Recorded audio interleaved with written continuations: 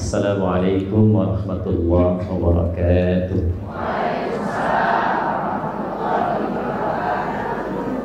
Alhamdulillah wassalatu wassalamu ala rasulillah wa ala alihi wa sahbihi wa man walah wa ba'd. Selamat pagi, salam sejahtera untuk kita semua. Tanpa kecuali semoga seluruh yang berada di area masjid ini pagi hari ini dibahagiakan oleh Allah Subhanahu wa taala. Diberikan rasa nyaman dalam menjalani aktivitas dan dilindungi dalam berkehidupan sehingga mengantarkan pada seluruh kegiatan yang membahagiakan dan juga menjadi satu amanah yang baik saat dibawa pulang menghadapkan Allah Subhanahu wa taala. Karena bahagia itu yang paling penting, ketenangan itu yang paling utama. Bahkan di dalam Al-Quran bagi yang muslim itu dari 3 pokok kebahagiaan di rumah tangga yang sering kita singkat dengan samara, sakinah, mawaddah dan rahmah. Nah, kunci kebahagiaan itu ketenangan didahulukan sebelum mawaddah. Mawaddah itu jamak dari kata maddah, ya, limpahan kebahagiaan yang dihasilkan dari pemberian materi secara fisik. Jadi salah satu rumus kalau ingin rumah tangga bahagia itu saling memberikan satu pemberian hadiah materi fisikal. Itu yang sering juga menimbulkan rasa cinta yang bertambah. Misal kalau istri sedang ulang tahun, bapak boleh kasih hadiah misalnya kesukaannya. Ya, mama, masya Allah, selamat milad, tambahin emas 2 kilo. Nah, itu rasa cinta bertambah, Pak. Ya. Suami saat milad dimasakin kue kesukaannya misalnya, itu mawaddah. Tapi harta bertambah pun sebanyak apapun itu tidak mendatangkan kebahagiaan yang sejati kalau tidak ada ketenangan. Itulah sakinah. Itulah sebabnya kenapa sakinah didahulukan sebelum mawaddah. Ya, jadi sekaya apapun, sebanyak apapun harta, kalau rumah tangga tidak tenang, tidak membahagiakan. Ya, coba deh ibu pilih ya, kaya tapi gelisah atau miskin tapi tenang. Pilih. Enggak ada pilihan ketiga. Saya tahu pengen senang dan kaya. Baik, nah itu kuncinya. Baik, hari ini saya juga baru tahu judulnya saat saya duduk.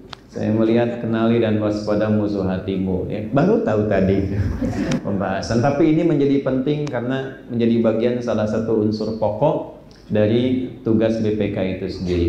Di Undang-Undang Nomor 15 Tahun 2006, di situ ada 19 bab Romawi, 40 pasal. Ditandatangan oleh Pak SBY 30 Oktober 2006 di enggak apa ya. Di bab yang keempat di pasal 13 itu ada 11 pasal tentang pengangkatan dan pemberhentian anggota BPK A sampai dengan K. Nah, dari 1 warga negara Indonesia, 2 beriman dan bertakwa pada Tuhan Yang Maha Esa, sampai yang ke-11 nanti tidak sedang pailit. Saya kira awas tuh. Nah, di poin nomor 2 itulah korelasinya dengan materi yang kita bangun saat ini. Dalam rangka nanti mewujudkan cita-cita negara kesatuan Republik Indonesia yang adil dan makmur. Pondasi pertama di pasal menimbang poin A sampai dengan D, nanti di poin A-nya tugas pokok BPK. Turunan dari fungsinya adalah judul dari pembahasan pagi ini untuk kita semua. Ya, kenali, tak kenal maka tak. Jangan langsung sayang aja Bu, ya. Ta'aruf, ya.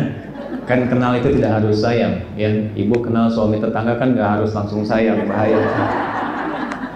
Ya, ta'aruf, kenali. Jadi kita akan buka dengan cepat untuk sampai kepada hati.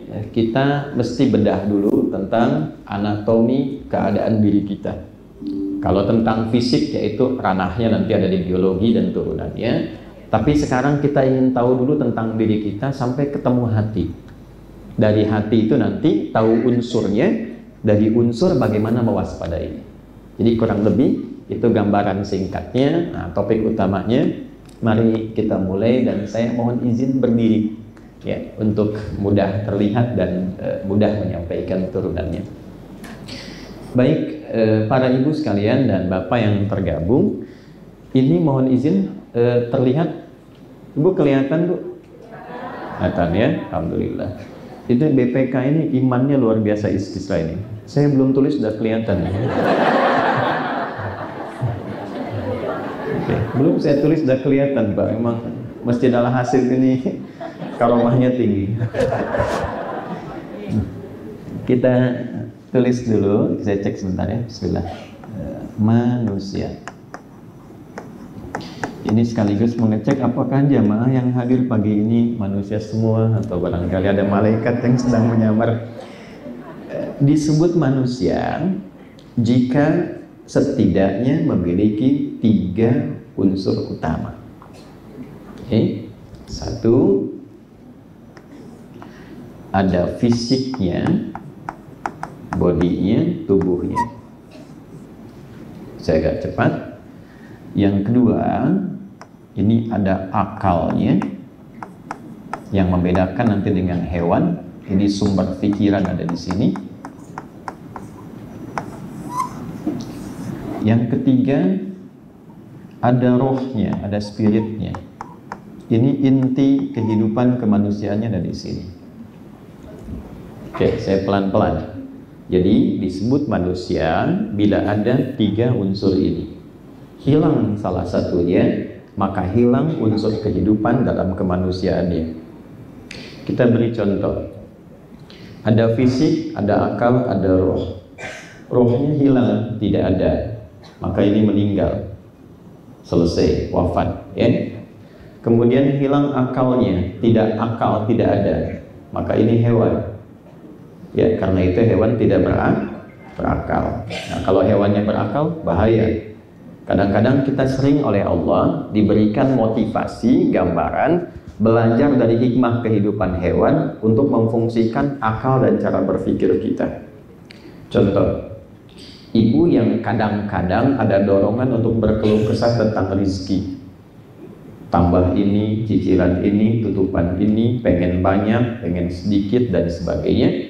Itu ada yang sangat menarik, kita diminta belajar dari cicak dan nyamuk.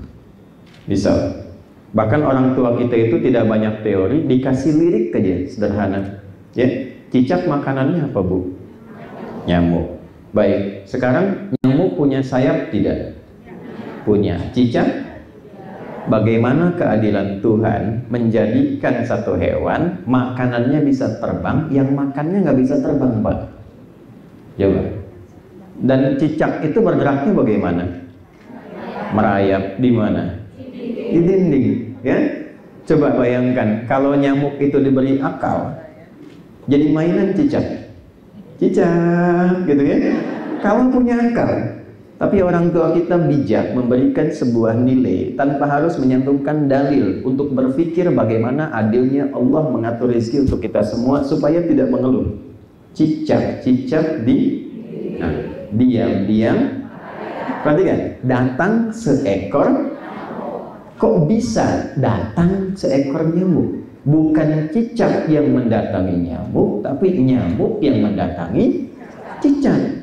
Kenapa? Karena cicak itu hanya menjalankan tugas dari Tuhan, merayap aja. Dengan engkau merayap, rezeki datang. Kalau cicaknya tidak merayap, nyamuknya nggak datang. Jadi jangan kita mengurusi apa yang sudah menjadi kewajiban dan kuasa Allah. Allah minta kita kerja aja Bu, nanti rezeki datang. Toh yang tidak berakal pun diberikan oleh Allah rezekinya. Cukup engkau merayap walaupun diam-diam, maka datang seekor. Nah, selanjutnya, silahkan ya. Tuh ya. Nah, jadi Anda bayangkan yang tidak punya pikiran saja hidupnya begitu teratur. Ya, matahari mulai kita datang fajar kan teratur, yang dikeluarkan oksigen. Nanti setelah itu malam ganti karbon dioksida yang keluar. Tumbuhan juga teratur. Silahkan diriset ya, berbagai tumbuhan dan seterusnya. Matahari memberikan sinar, tumbuhan mengeluarkan oksigen, malam kemudian baru karbon dioksida. Hewan juga begitu. Jadi kalau kita melihat sekeliling tidak berakal begitu teratur, maka bagaimana kita yang diberikan anugerah akal? Ini untuk pembedanya. Kalau tidak ada fisiknya, cuma akal dan roh, Nah, itu gentayangan namanya. Ya. Nah, jadi dinamakan manusia itu mesti ada 3 bagian ini.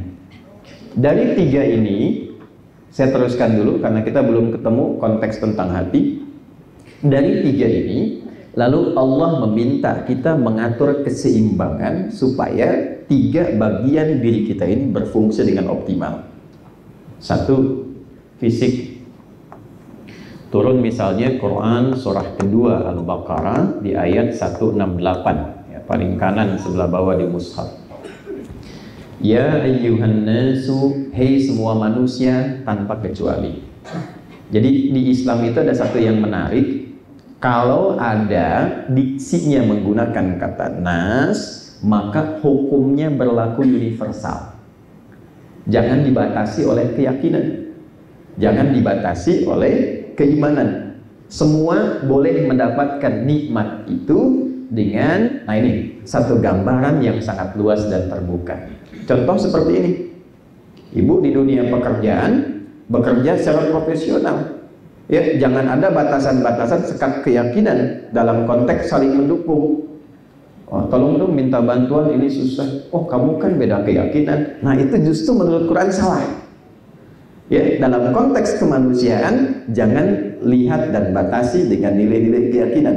Dalam konteks ibadah silahkan masing-masing, tidak harus mencampur, dan nilai penghormatannya la ikraha fid din, lakum dinukum waliyadin. Itu indah sekali. Nah, di sini menggunakan kata nas, hukumnya umum. Ya ayyuhan nasu, hei semua manusia, kulu mimma fil ardi. Untuk mendukung kesehatan tubuhmu, nggak mungkin bisa kerja kalau nggak sehat. Tidak mungkin beraktivitas dengan baik kalau tubuhnya sakit. Maka untuk mendukung kekuatan tubuh itu, kata Allah, kulu mimma fil ardi. Silahkan konsumsi makanan dimanapun Anda bisa mendapatinya. Tuh, Allah sudah tahu, Bu, kalau ibu itu senang nasi uduknya yang di mana misalnya, senang nasi gorengnya yang mana, ya, tek depan rumah, tapi kan nyarinya bisa ke tempat lain gitu. Ya, itu tidak dilarang, boleh-boleh saja. Tapi syaratnya 2. 1, halalan, dapatkan dengan cara yang legal. Yang kedua, thayyiban, konsumsi yang menyehatkan bagi tubuh. Suka, tapi kata dokter nggak sehat, jangan dipaksakan. Jadi sederhana, kalau tips ini dipakai dalam kehidupan, tubuh kita sehat. Secara singkatnya, tubuh fisik butuh nutrisi dan harus sehat. 2 sini, akal juga sama. Maaf, orang yang sehat fisiknya tapi akalnya tidak mendapatkan nutrisi, maka pikirannya menjadi lemah, jadi terbatas, sehingga karena lemah di akal pikiran itu, tugas fisiknya jadi lebih berat. Kalau ibu bapak mau cek gampang gini, orang yang ilmunya makin banyak, akalnya makin kuat, itu pasti tugas fisiknya ringan. Karena kenapa? Karena kontrol semua kegiatan fisik itu seluruhnya nanti bersumber dari akal, dari ilmu. Begitu ilmunya bertambah, tugas fisik pasti ringan. Ilmunya semakin lemah, fisiknya semakin berat. S1, S2, kan syarat masuk BPK minimal S1 kan? Kalau tambah S2, S3, salary-nya beda nggak? Beda. Ruangan kerjanya sama nggak? Tidak, bisa berbeda. Jadi semakin bertambah ilmunya, semakin kuat akalnya, semakin ringan tugas fisiknya. Karena itulah, ketika posisi akal lebih tinggi dibanding fisik, maka wahyu pertama turun pun memotivasi kita untuk terus menambah ruang-ruang pengetahuan. Apa wahyu pertama yang turun? Iqra. Iqra itu minimal, Bu. Baca supaya akalnya terus berkembang, terstimulasi.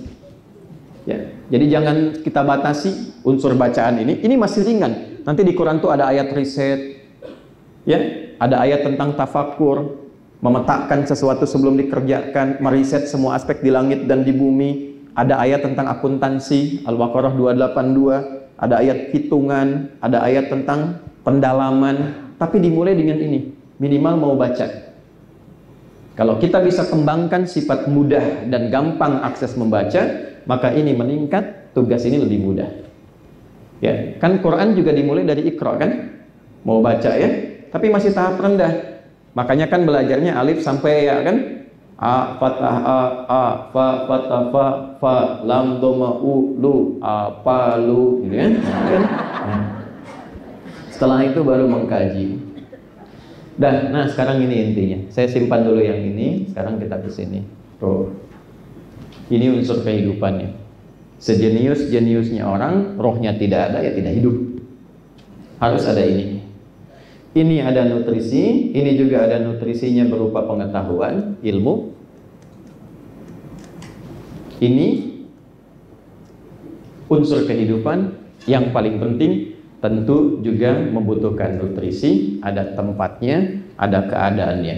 Kalau ini bagian tubuh kita teramati secara fisikal, kalau ini nampak di pikiran yang kita ketahui ada di kepala kita, kalau yang ini tempatnya di bagian hati kita, bahasa Arabnya disebut dengan kolbu, nanti kita terangkan. Dan dia juga butuh nutrisi. Inilah yang sering kita sebut dengan agama. Ringkasnya ada di ibadah. Semua unsur perintah, semua unsur larangan, sumbernya ada di sini, Bu. Pak. Kalau akal tidak memerintahkan. Maaf, sedikit fokus, ini agak dalam sedikit kajiannya, agak ilmiah. Fisik ini bagian terluar untuk mengeksekusi tugas fisikal. Baik ya, mata melihat, lisan bicara, kaki melangkah, tangan bergerak. Pertanyaannya, atas perintah siapa mata melihat? Atas perintah siapa lisan bicara? Kok bisa keluar perintah katakan yang baik? Kok bisa juga keluar perintah katakan yang buruk? Nah, semua perintah yang dikerjakan oleh bagian tubuh kita ini sumbernya dari sini, Bu. Bukan dari sini. Kalau ini itu hanya mengkonstruksikan, menata semua perintah dari sini supaya keluar sepersekian detik secepat apapun dari bagian tubuh dan fisik kita. Jadi fungsi akal itu tidak memberi perintah. Dia hanya mengkonstruksikan, menata supaya perintah itu mudah dan cepat dilakukan. Itu perintahnya. Jadi ketika dari kolbu, dari hati memerintahkan, disaring di akal, ditembuskan ke bagian fisik kita. Kuasa Tuhan Allah Subhanahu wa Ta'ala menjadikan itu sepersekian detik cepat keluar. Makanya sifat akal itu netral. Ya.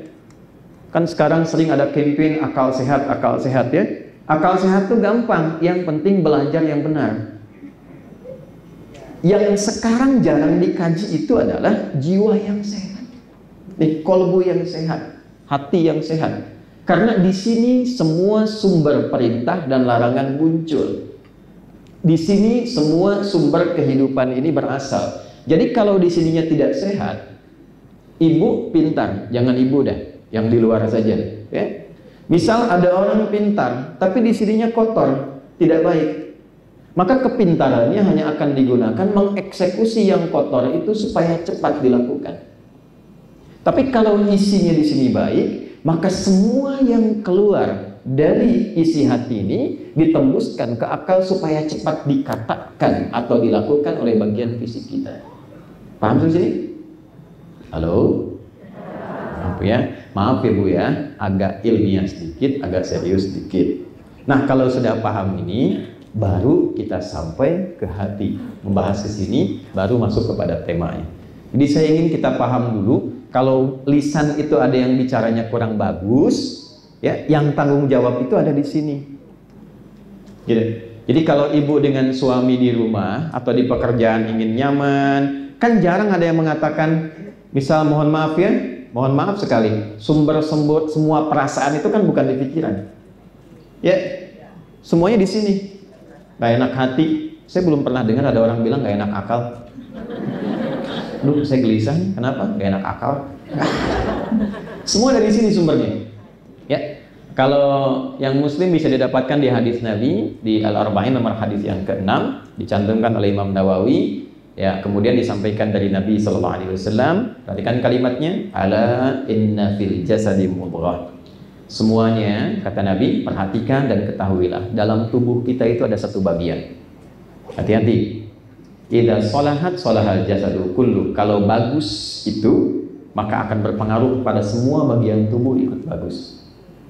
Wa idza fasadat fasadal jasadu kullu. Kalau itu jelek maka berpengaruh jelek ke semua bagian tubuh. Ala wahiyal qalbu, ya, dan itulah qalbu. Diterjemahkan oleh Ahmad Dhani, ada satu bagian itu kan dalam diri kita, ya, sentuhlah dia tepat di, nah maka ia akan jadi milikmu untuk selamanya, ya. Nah ini hati. Apapun itu. Ayo kita mulai. Kita turunkan. Ini saya mohon izin, saya hapus dulu. Ini saya baru berinteraksi dengan alat ini, jadi kalau pakai manual saya hapus tangan boleh ya. Nah, bismillah. Nggak apa-apa. Saya sudah biasa datang sendiri, kan, nulis sendiri, hapus sendiri, masya Allah, biasa. Anda tinggal ikut, lihat, nulis, nyatet, pulang masuk surga. Ya, masuk surga tidak cukup dengan amin. Kita belajar dulu. Hati. Ya, sekarang kita belajar konstruksinya ya. Ini saya bulati aja deh. Gini ya. Disebut qalbu. Nanti saya terangkan kenapa disebut dengan qalbu. Karena terambil dari bahasa Arab. Ya, pelan-pelan. Sudah terlihat ya, ini hati, qalbu. Ini inti kehidupan kita, tidak terlihat dalam diri kita. Yang dimaksud hati ini bukan organ hati secara fisik, bukan. Tapi ada yang dinamai dalam diri kita, disebutnya qalbu, tak nampak secara kasat mata. Tapi di situ roh, spirit hidup kita ada. Nah, di dalamnya, dalam qalbu ini ada satu bagian lagi. Di dalam ini ada inti qalbu, namanya nafas. Nafas. Dan di sini diserap ke dalam bahasa Indonesia menjadi nafas. Ya, makanya seseorang punya tanda kehidupan ketika dia bernafas. Jelas sampai sini? Baik ya. Nah ini nafas. Inilah inti hidup kita ada di nafas, tempatnya di dalam qalbu. Di nafas ini nanti ada dua bagian. Ya, ada dua bagian. Saya turunkan Quran dulu, surah ke-91 ayat Muslim ayat 7 sampai 10 ya. Wa nafsi wa ma sawwaha fa'alhamaha fujuraha wa taqwaha. Di sini di nafas itu ada dua bagian. Satu, kutub positif namanya takwa. Ini unsur kebaikannya. Yang kedua, lawan dari takwa namanya fujur. Asalnya ini, atau sering kita sebut dengan nafsu. Nanti saya uraikan kenapa disebut nafsu. Ini bukan ilmu takatik ya, tapi nanti ada referensi yang bisa kita gali. Di dalam nafas ada takwa, unsur positif, kubu positif ini. Kemudian ada fujur, lawannya, yang sering disebut dengan sifat negatif. Nih, pelan-pelan. Takwa ini kumpulan atau akumulasi dari semua sifat-sifat kebaikan. Jujur, sabar, rendah hati, ya, dan turunannya itu di takwa. Sini jujur, sini ada sabar, ini ada rendah hati dan turunan lainnya. Ketika di takwa ada jujur, di dalam tubuh kita itu dicipta juga lawannya, yang berada di tempat fujur, di nafsu di sini. Di sini ada jujur, lawannya apa? Dusta, bohong. Jadi kalau ibu katakan tidak ada dusta di antara kita, tetap ada potensi itu dalam tubuh kita. Jelas ya? Sabar, lawannya apa? Ada amarah di sini. Rendah hati, lawannya apa? Sombong. Nah, sekarang lihat ilmunya. Perhatikan baik-baik. Akumulasi takwa ini adalah detilnya gambaran dari semua sifat-sifat kebaikan. Karena itulah kalau ibu dan bapak jeli mengamati, orang tua kita dari dulu itu mendahulukan ketakwaan sebelum kecerdasan dalam konteks membangun negeri. Karena diharapkan pembangun negeri ini dan pemakmurnya, hati-hati pada poin ini, diharapkan punya sifat baik dulu sebelum cerdas. Karena kecerdasan yang didorong dengan sifat ketidakbaikan justru itu menghancurkan. Misal, kita punya undang-undang pendidikan Sisdiknas nomor 20 tahun 2003. Itu di pasal menimbang saja kan ada 5 poin ya. Ya itu hafal nggak? A, B, C, D, E. Di poin B coba lihat. Undang-Undang Dasar 1945 mengamanatkan pemerintah mengusahakan menyelenggarakan satu sistem pendidikan nasional yang meningkatkan keimanan dan ketakwaan pada Tuhan Yang Maha Esa serta akhlak mulia, baru mencerdaskan kehidupan bangsa. Oke, kita tarik misalnya ke kepolisian, Tribrata. Saya ngajar di Sespim juga, saya ngajar di Sepoluan. Tribrata itu yang pertamanya, kami polisi Negara Kesatuan Republik Indonesia yang beriman dan bertakwa pada Tuhan Yang Maha Esa. Sabta Marga di TNI ada 7. Ya, dari kami warga negara Indonesia yang bersendikan Pancasila, patriot, nomor 3-nya ksatria. Kami ksatria Indonesia yang beriman dan bertakwa pada Tuhan Yang Maha Esa.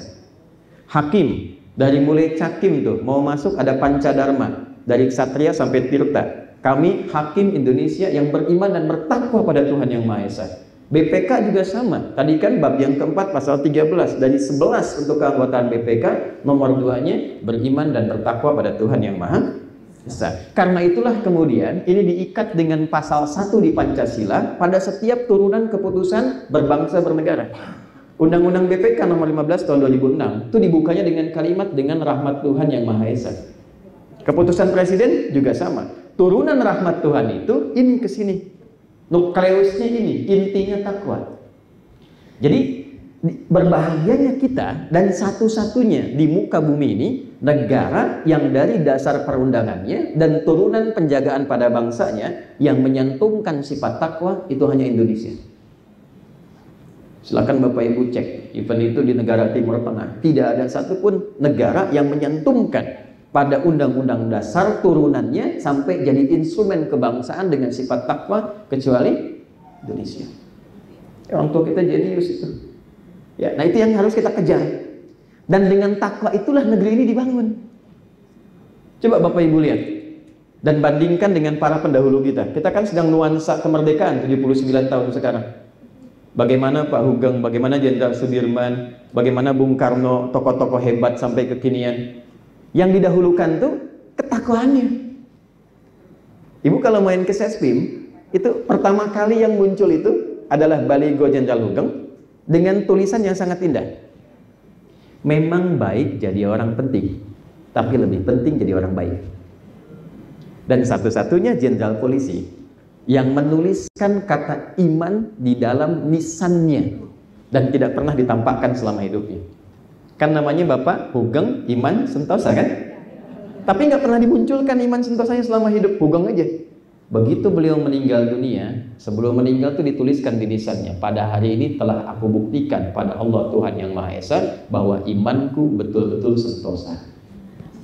Ini poinnya. Ini sendinya. Tapi untuk mendukung ke arah ini, termasuk nanti di rumah tangga, di kehidupan sosial, mesti ada ini. Tuh. Karena tidak mungkin orang itu jujur kalau tidak diciptakan dusta. Tidak mungkin bisa sabar kalau tidak ada amarah.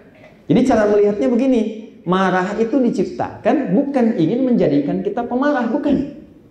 Tapi supaya menjadi katalis agar sifat baiknya yang sabar muncul. Sebab kalau nggak ada amarah, nggak mungkin tiba-tiba ibu bisa sabar. Coba deh ibu nyoman, ya yang online sekarang nih. Bapak pulang ke rumah misalnya, hadir ya, tiba-tiba ketika datang ke rumah, ibu bilang, sabar ya Pak, sabar gitu. Nggak ada angin, nggak ada hujan.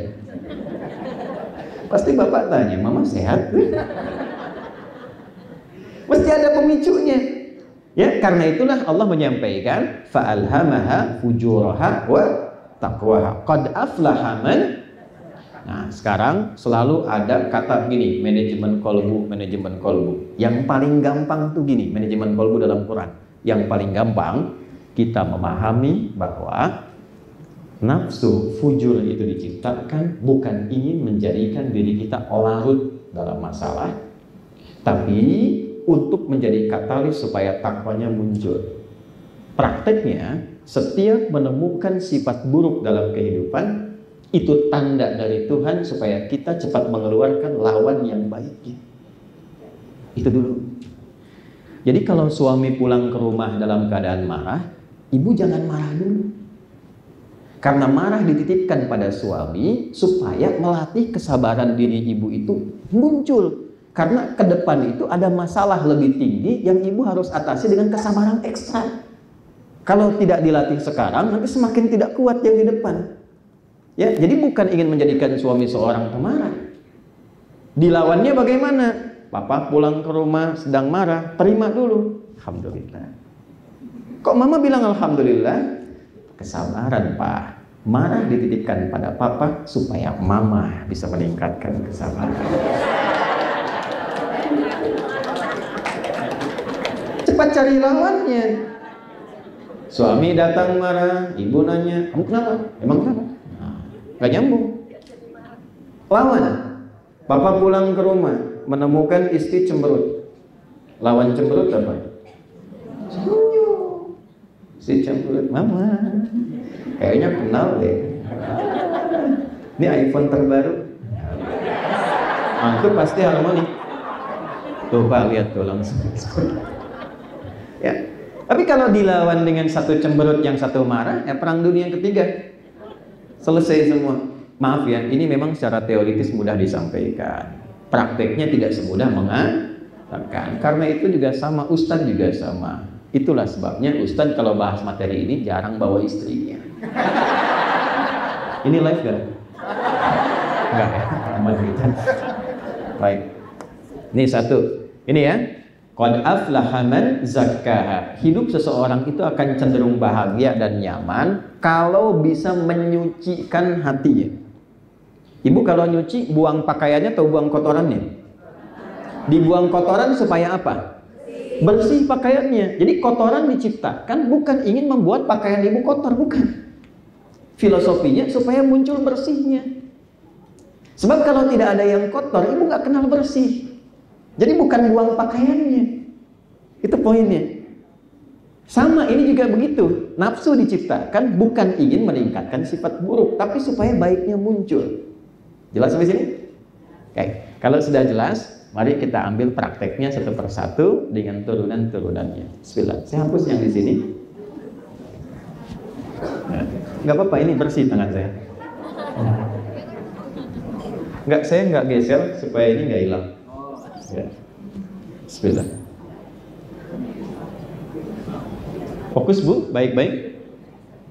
Kan kita belum ketemu ini. Ini baru kenali, waspada kan belum? Ya. Saya turunkan lagi ya, sini. Ini hati. Apa tadi namanya hati? Kolbu. Apa artinya kolbu? Hati. Artinya hati, kolbu ya. Oke. Kolbu itu asal katanya dari koluba, yang terbolak-balik, yang selalu bikin gak tenang. Kenapa? Karena di dalam kolbu ini tadi ada pertentangan, pergulatan antara takwa dengan nafsu. Jadi selalu membuat suasana hati kita itu tidak normal, tidak tenang. Karena selalu ada pilihan. Ibu bangun tidur aja kan pilihannya bisa banyak. Apakah langsung ke kamar mandi? Apakah lihat status di WA? Kan? Atau ingin kemudian ngecek yang lain? Kan pikiran banyak kan? Nah, yang menentukan gejolaknya di sini. Tapi yang memberikan pengaruh siapa? Dan bagaimana cara mengambil keputusannya? Nah, inilah yang penting untuk kita uraikan pada saat ini. Bagian pertama secara internal sudah kita bahas. Kalau sedang menemukan mood yang tidak enak, tidak baik, cepat cari lawannya yang baik. Itu cara mudah mengatasinya. Ya, kalau dalam bahasa agamanya husnudzan. Ambil perangkat yang baiknya untuk menutup yang jeleknya. Itu semakin mendamaikan hati itu lebih tenang. Itu poin utamanya. Ya, jadi kalau ada tetangga lewat tidak nyapa, hati-hati. Yang ibu harus waspadai, jangan sampai yang ini dominan keluar. Sombong dia tuh nggak nyapa gitu kan? Nah kan, kemarin aja dia begitu saya yang ini kan, nah itu nggak selesai. Cepat cari lawannya. Oh dia tidak nyapa, lawannya nyapa. Kita yang panggil. Jeng, apa kabar? Maaf gak kelihatan. Saya buru-buru, ini anak terjatuh. Oh ternyata sebab itu menjadikan dia lewat tidak nyapa. Jelas? Ya, cepat cari lawan yang lebih mudah. Ini poin secara internal. Saya turunkan ke bawah, mohon izin dengan cepat. Di dalam kolbu ada apa tadi? Ada nafas. Saya cepat. Di dalam nafas ada takwa, sifat baik. Di sini ada lawannya fujur atau yang kita kenal dengan nafsu. Tenang Bu ya. Sekarang kita ke bagian yang paling penting yang jarang dibahas. Jarang sekali materi ini diurai, bahkan di pengajian-pengajian. Karena umumnya orang ingin lebih senang cari yang positifnya, jarang belajar yang negatifnya. Ibu kalau selalu tahu di jalan itu yang lurus dan tidak macet, akan kaget ketika harus melalui jalan yang berlubang dan penuh dengan kemacetan. Karena itu penting juga kita belajar lawannya supaya kita mengetahui cara menghindarinya. Saya buat kotak yang lebih besar lagi. Oke. Bagaimana tiba-tiba kok dorongan takwa itu bisa muncul di tubuh kita? Yang muslim pernah nggak merasakan begini? Allahu Akbar, Allahu Akbar. Terus di hati ada suara, cepat, sudah azan. Pernah nggak begitu? Dari mana sumber suara itu? Nah, udah jangan main tebak-tebakan. Kalau tidak tahu katakan Allahu a'lam, itu paling gampang. Ya? Dari mana sumber suara itu?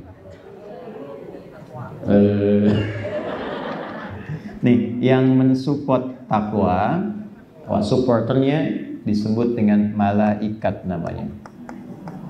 Nggak pakai malaikat. Karena itu malaikat ada di kutub positif. Ya. Yang Muslim surat 66 ayat ke-6, la ya'sunallaha ma amarahum wa yaf'aluna ma yu'marun. Malaikat tidak ada potensi menyimpang dan mengerjakan tugas sesuai tupoksi. Di antara tupoksi itu, salah satunya ada yang bertugas mendampingi kita, mensupport pada kebaikan. Itulah yang kita kenal dengan raqib dan atid. Tapi ingat, sifat malaikat gaib, tidak kelihatan.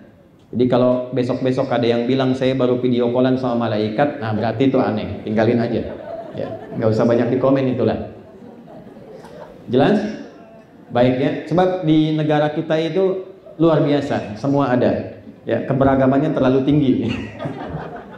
Ya, pengakuan nabi ada, kemarin bahkan ada yang nabi baru tuh di wilayah Purwakarta ke sana itu.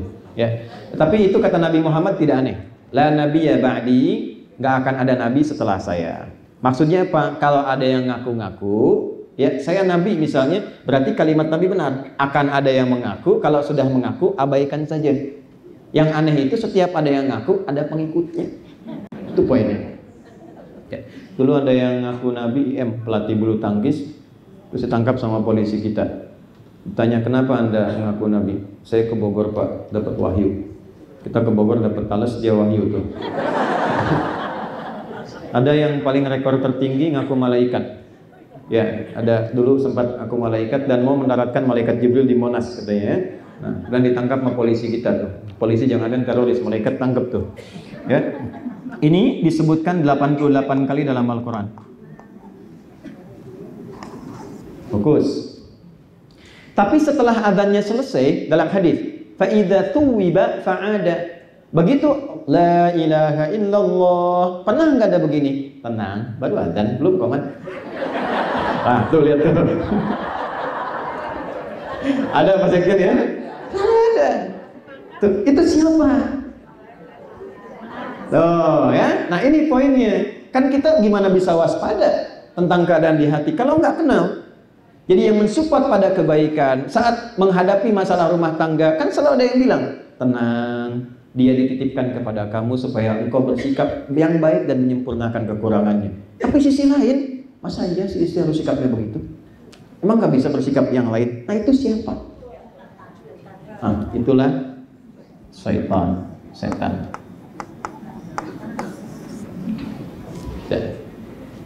Setan di dalam Al-Quran juga disebutkan sebanyak 88 kali.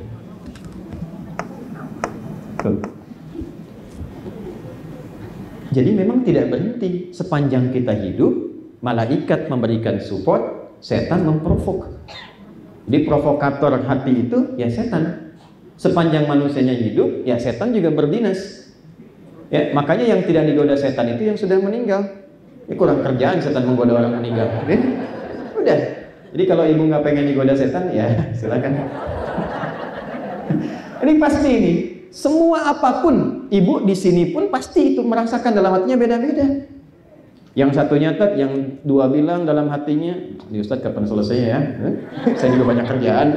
Itu selalu ada itu. Ya, selalu dalam keadaan apapun akan selalu ada dua dorongan. Dorongan kebaikan, dorongan keburukan. Nah, yang kita sekarang bahas karena topiknya mewaspadai, kan nggak mungkin mewaspadai malaikat. Ya, Allahu Akbar, Allahu Akbar. Ayo sudah adzan, waspada nih, waspada.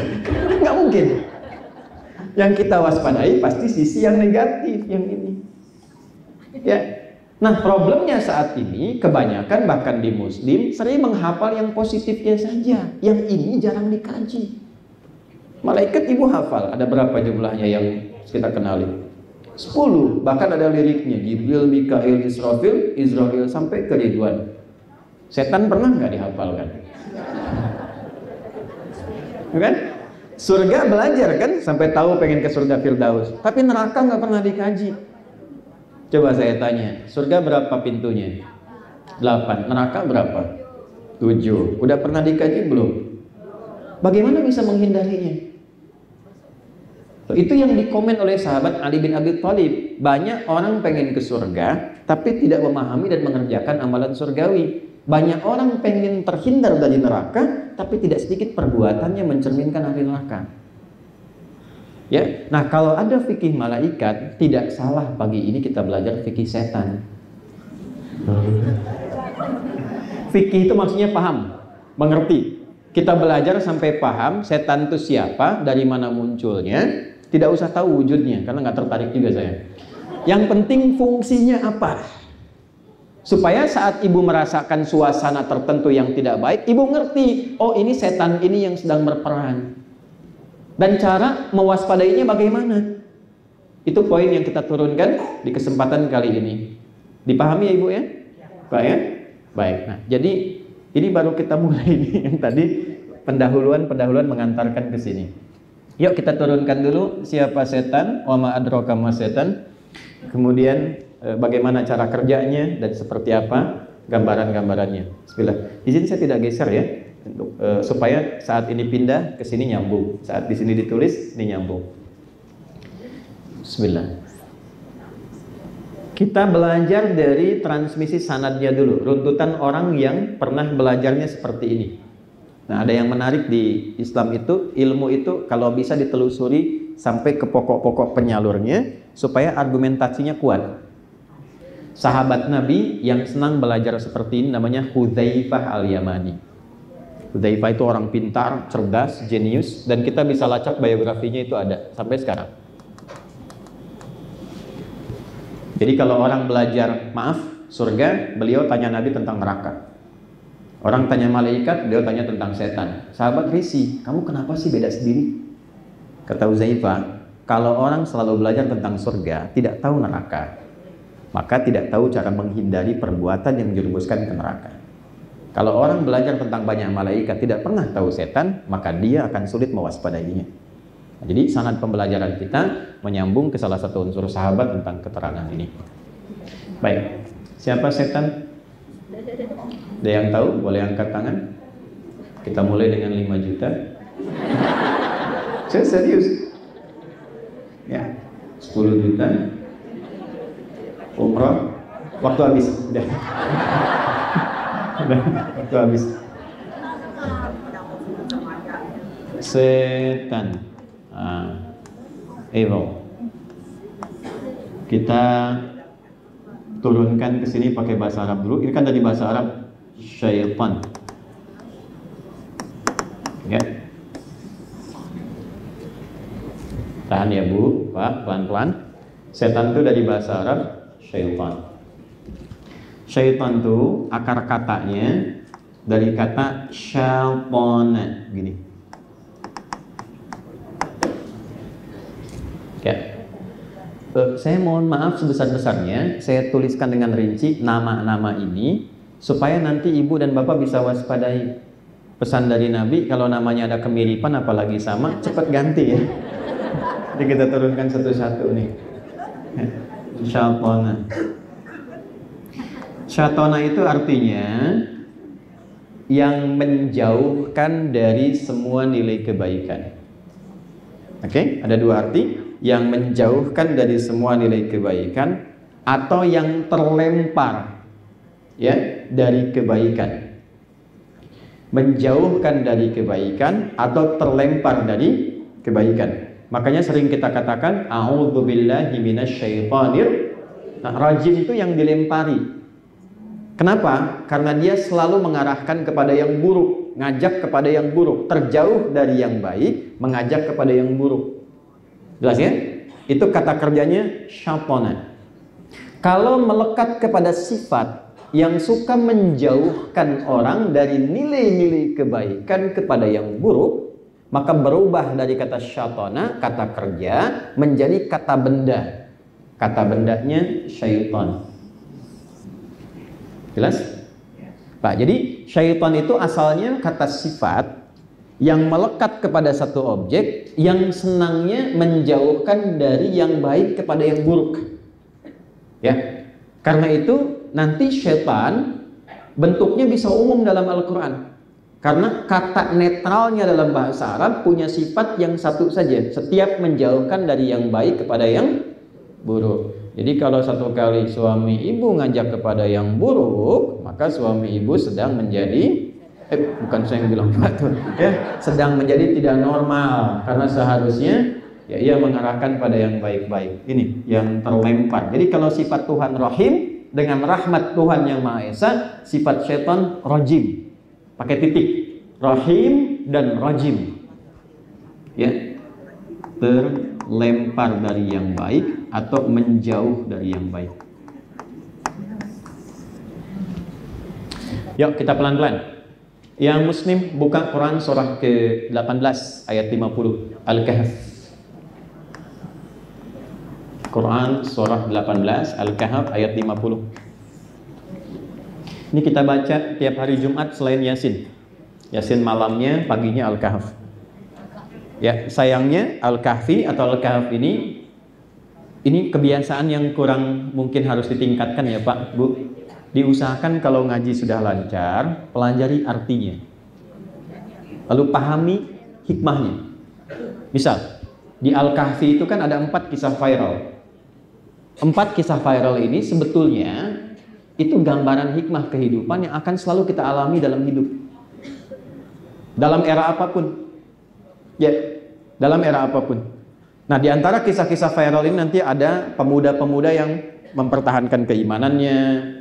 Ya, ada yang kedua tentang kisah orang sukses dengan orang sederhana yang dialog, yang kesuksesannya dibanggakan. Artinya apa?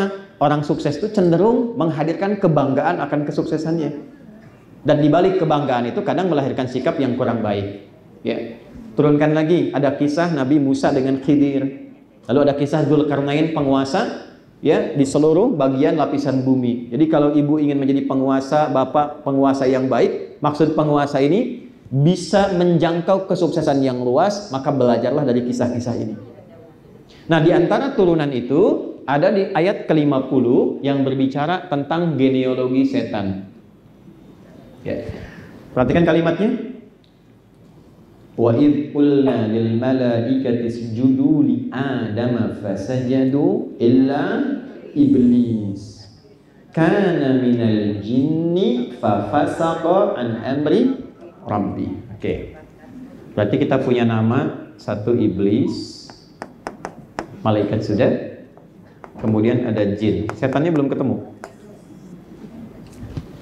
Ketika kami perintahkan kepada Adam, perhatikan kalimatnya. Saat kami perintahkan, saya koreksi, kepada seluruh malaikat untuk hormat kepada Adam atas perintah Tuhan. Okay? Bukan karena Adamnya istimewa, tapi Allah yang perintahkan. Maka seluruh kalangan malaikat itu hormat kecuali satu golongan. Okay? Illa iblis. Berarti di momentum itu yang hadir bukan hanya malaikat. Jelas ya? Ada malaikat, ada juga makhluk lain.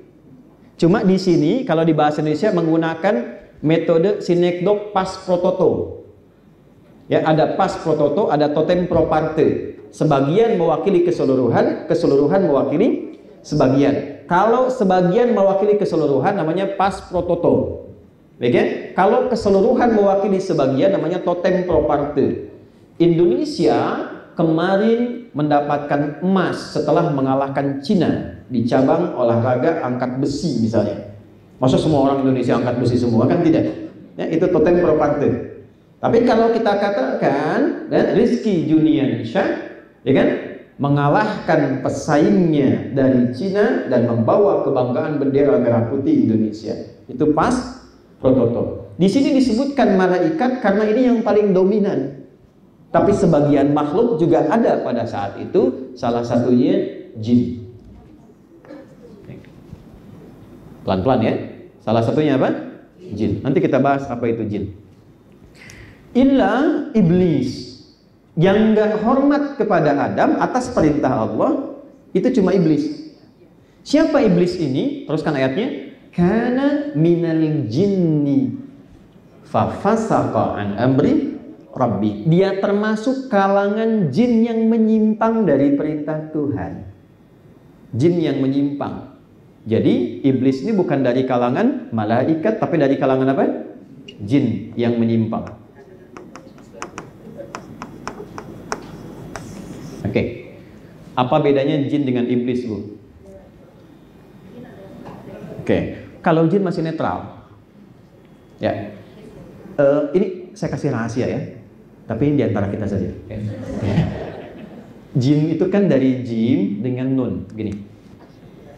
Dalam bahasa Arab, setiap ada kalimat dibuka dengan jim dan nun, itu pasti tersembunyi, nggak nampak. Kecuali jun ya.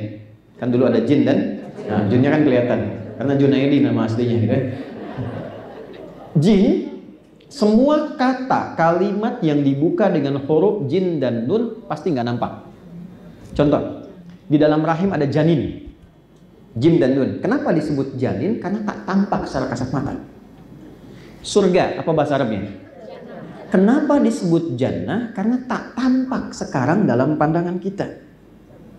Jin, kenapa disebut jin? Karena memang sifatnya tak nampak, tersembunyi. Lawannya ins. Ya ma'syaral jinni wal ins. Wa ma khalaqtul jinna wal ins. Ins itu manusia. Jin disebut jin, manusia disebut ins. Pasangan ini disebutkan 18 kali dalam Al-Quran. Kenapa disebutkan bersama bergandengan? Untuk menunjukkan sifat yang paradoks dari keduanya. Kalau jin tersembunyi, manusia nampak. Makanya sifat dasar jin itu tersembunyi, gak ada yang nampak. Kalau jin melakukan penampakan, itu jin sedang bermasalah. Dia keluar dari fitrah. Apalagi manusia yang cari-cari penampakan jin. Pasti error itu. Ya orang sedang sembunyi disuruh nampak.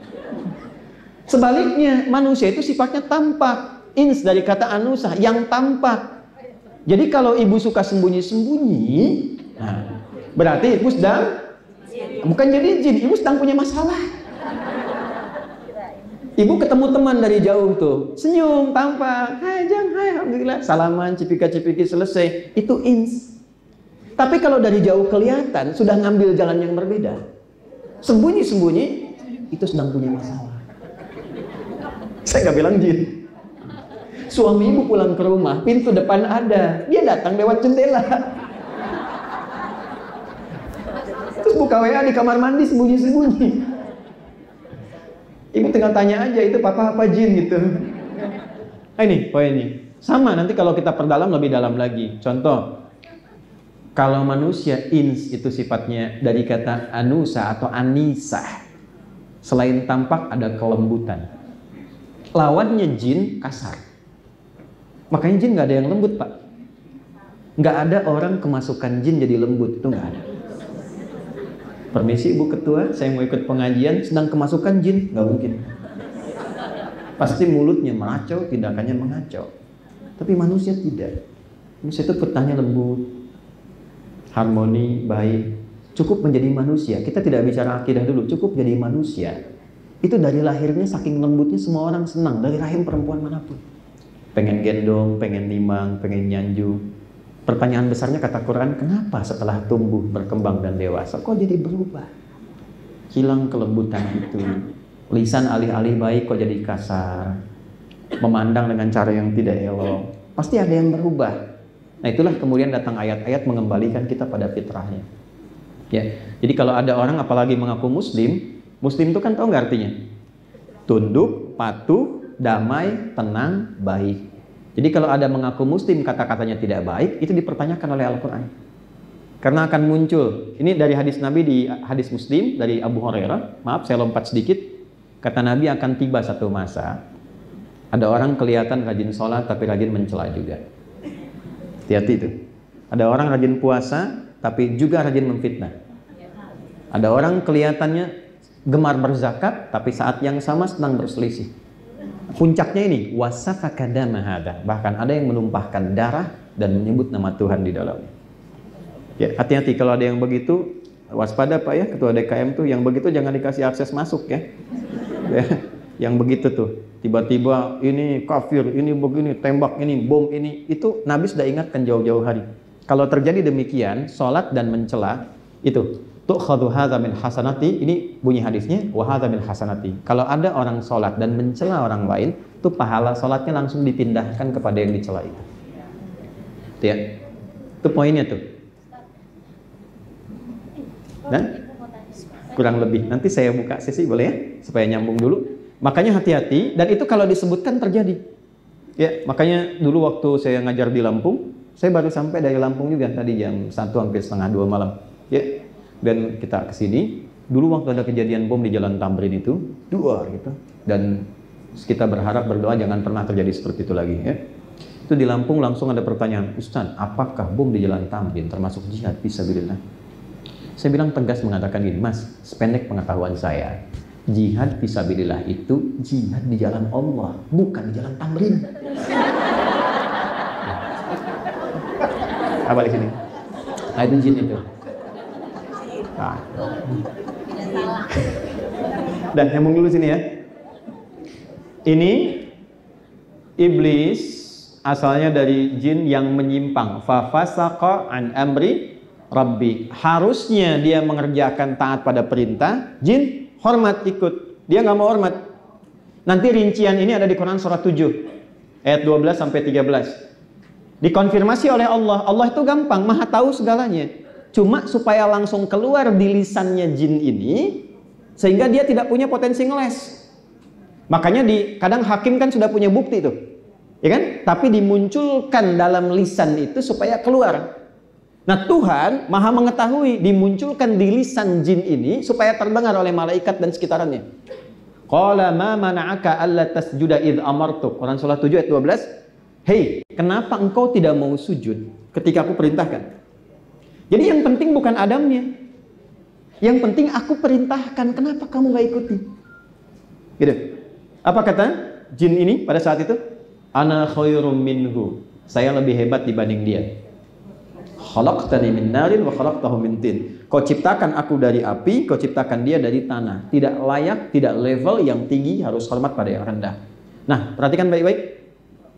Ketika yang baik tertutupi oleh yang buruk, bahasa Arabnya disebut dengan iblis namanya. Dari kata balasa. Baik ya? Yang baik tertutup oleh yang buruk. Sebaliknya, kalau yang buruk ditutup oleh yang baik, itu disebut dengan libas namanya. Libas disebut dengan pakaian. Kenapa ibu pakaiannya, bapak disebut dengan libas? Karena ada aurat yang buruk untuk tampak. Supaya tidak tampak, kita tutup. Sesuatu yang menutup dari yang buruk sehingga tampil baik disebut libas. Walibasut taqwa dzalika khair. Tapi yang baik ditutup oleh yang buruk disebut dengan balasa, makhluknya disebut dengan iblis. Jadi pengetahuan pertama, kenapa iblis disebut dengan iblis? Karena kebaikan-kebaikan yang selama ini telah ditenun saat dia berada di alam malaikat itu hilang karena satu kesombongannya saja. Tertutup. Iblis. Kenapa nama sifat yang dimunculkan? Supaya waspada untuk kita semua. Kalau mau sombong, sudah ada iblis, Bu. Nggak usah ikutan, Pak. Dan resikonya tinggi. terusir dari surga, terlempar, tercela sampai sekarang, terlaknat. Jadi percuma kalau mau sombong. Ya, saingannya terlampau berat, iblis. Oke? Nah, iblis itu saat jadi iblis itu buruk untuk dirinya sendiri, belum menggoda. Jadi belum punya sifat menggoda. Diberilah kesempatan oleh Tuhan, oleh Allah dengan sifat Rahman Rahimnya untuk tobat. Tapi yang keluar apa? Saya ingin buktikan ya Allah kalau memang saya itu hebat. Maka apa pembuktiannya? Diteruskanlah detailnya di Quran surah Al-Baqarah, Quran surah 2 di ayat 34 sampai 35. Itulah sebabnya kenapa ayat 34 ini pembukanya mirip ya, serupa dengan Quran surah 18 ayat 50. Di sini wa idz qulna lil malaikat, di sini wa idz qulna lil malaikat. Wa idz qulna lil malaikati isjudu li adama fasajadu, ya, perhatikan, illa iblis aba wastakbar. Dia enggak mau sujud karena sombong. Lalu dia katakan pada Tuhan, engkau kan akan masukkan Adam ini ke surga. Maka beri aku kesempatan untuk membuktikan aku ini hebat. Aku akan goda dia supaya menyimpang dari perintahmu. Nah, ketika dia mengatakan akan menggoda Adam, berarti kan menjauhkan dia dari kebaikan menuju keburukan. Maka dirubahlah oleh Tuhan nama sifatnya dari iblis menjadi syaitan. Perhatikan ayat 36-nya di Al-Baqarah, fa'azallahumas syaitan. Ayat 34 masih disebut iblis, ayat 35 Adam ketemu Hawa kemudian di surga, ayat 36-nya, mohon maaf, lihat kalimatnya, iblis dirubah namanya menjadi syaitan karena dia punya sifat baru, bukan hanya buruk bagi pribadinya, tapi juga menularkan keburukan itu bagi makhluk di sekitarnya. Fa'azallahumas syaitan. Baru ketemu setan. Dan apa kaitan dengan kita? Kita oleh Quran itu disebut anak cucu keturunan Adam. Namanya Bani Adam. 7 kali disebutkan dalam Al-Quran. Ketika Adam dan Hawa, ya, Adam dan Eva ditugaskan oleh Allah memulai kehidupan di bumi, maka iblis itu mulai mendeklar, ya Allah, beri aku kesempatan untuk terus membuktikan bahwa aku lebih hebat sampai hari kiamat. Maka salah satu caranya apa? Bukan hanya Adam, dia sudah berkomitmen untuk mengganggu seluruh anak cucu Adam yang berkehidupan di muka bumi sampai hari kiamat. Dan dengan janji itulah kemudian kita merasakan gangguan-gangguan itu sampai dengan saat ini. Itu ada di Quran surah keempat, ya, An-Nisa, dari ayat 116 sampai dengan ayat 119. Quran surat 4, surat ibu-ibu, ya. An-Nisa kan apa artinya? Bukan perempuan, bukan wanita, jangan maksa. An-Nisa itu bukan perempuan, bukan wanita. An-Nisa itu perempuan-perempuan. Nggak pakai oh. Nah. Kalau perempuan bu, nih bu ya, nanti satu kali bu, kalau kesini lagi, belajarnya jangan tinggi-tinggi ya bu ya. Ibu kan jadi perempuan, kenapa tidak mengeluarkan saja tuntunan menjadi perempuan? Pernah nggak ibu keluarkan ayat tentang perempuan dalam Al-Quran? Itu poinnya. Misal, ini beda dengan laki-laki. Kalau perempuan sendirian, namanya mar'ah. Ini bonus ya. Kalau laki-laki rojul. Tapi kalau banyakan, dia berubahnya total menjadi nisa. Nisa. Kalau laki-laki tidak ada perubahan, tinggal tambah alif, rijal. Betul, dari rajul jadi rijal. Jadi kalau ada namanya rijal, itu laki-laki gitu ya. Banyak. Pak Rijal, maaf Pak. Rajul itu artinya kokoh, kuat, tegap, berwibawa. Makanya kaki disebut rijlun karena kokoh. Ya, karena itu laki-laki tidak boleh ada yang melambai. Ya, apa sih? Nah, itu kehilangan kewibawaannya. Nah, pasti.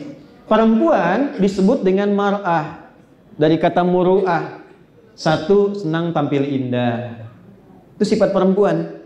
Ya, jadi kalau kita berangkat, Pak, bajunya sedikit lecek, kita kan biasa saja kadang-kadang, nanti gampang. Itu kelihatan sama istri, bisa diberhentikan.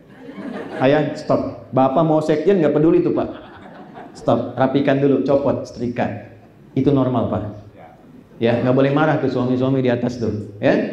Kemana-mana kan pakai seragam tuh, ya kan? Kadang konsultasi, Pak, apa yang bagus mana ya? Ya? Putih apa merah, Pak? Ya, Bapak sudah bilang kayaknya merah deh, kayaknya putih deh. Ya, nanya tapi udah punya jawaban, Pak. Ya. Tapi pas dipakai hijau. Mabuk. Nah, itu tampil indah. 2, senang tampil terhormat. 3, ini yang laki-laki penting tahu. Mar'ah itu juga seakar dan satu nama dengan mir'ah, berarti cermin yang menunjukkan sisi rasa yang sangat dalam. Di ilmu psikologi itu ada IF namanya ulum. Disebut mar'ah karena sifat perasa yang dalam. Jadi kalau laki-laki itu hanya berpikir singkat, perempuan merasakannya dalam. Makanya orang Arab mengatakan begini, al-mar'atu kal mir'ah. Perempuan itu seperti cermin. Ibu tahu cermin? Ya makanya senang bercermin kan? Rumah cermin, turun, mobil lihat spion lagi kan? Masuk sini betulin lagi ya. Kenapa? Di antara sifat kesamaannya, ibu kalau cermin saya hancurkan, bisa nggak dirangkai lagi? Jangan salah, bisa. Tapi sulit memantulkan bayangan yang sempurna. Nah, perempuan sama, Pak, kalau terlukai, cepat memaafkan tapi sulit melupakan apa yang dialami.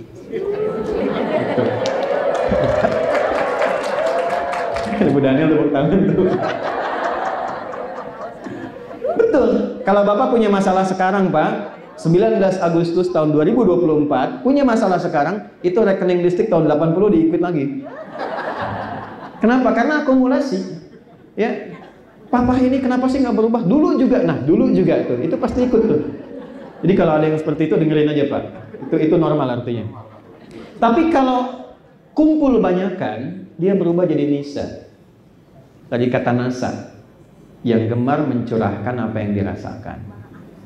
Ya, jadi ibu-ibu itu sependiam apapun kalau sendirian, kalau ketemu dengan kawannya cerita. Tuh. Dan waspadalah di antara yang diceritakan itu kadang-kadang hal yang memang tidak harus diceritakan. Ibu sekarang judulnya pengajian bersama Ustadz Adi. Ustadz belum datang, ibu ketemu teman. Jeng, apa kabar? Baik. Sehat-sehat. Suami gimana? Di situ masalahnya.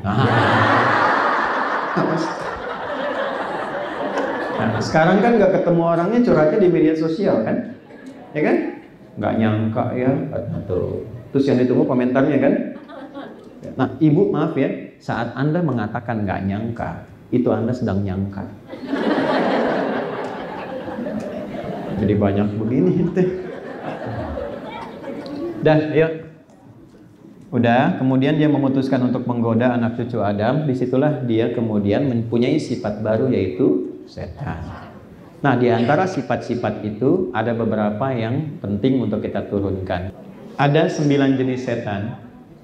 Saya ulangi, ada berapa jenis? Nah, 9 jenis setan. Kalau saya sebut setan berarti sifat ya, yang harus diwaspadai untuk memalingkan potensi kebaikan menuju keburukan. Ya, kita mulai beberapa bagiannya. Kita hari ini mungkin tidak akan bahas 9-9-nya karena waktunya tidak memungkinkan. Satu saya ambil yang untuk semua dulu ya. Setan rumah. Saya serius. Namanya Dasim. Dasim. Ya. Perempuannya Dasimah. Kan tinggal tambah tak. Muslim laki-laki, perempuannya mukmin, perempuannya soim, perempuannya kan Dasim, Dasimah. Awas yang kira-kira sama tuh namanya langsung aja ya. Si catatan dulu ada Naidasimah ya. Dah, ini setan yang bertugas untuk merusak hubungan harmoni di rumah tangga. Ya. Ini di rumah nih.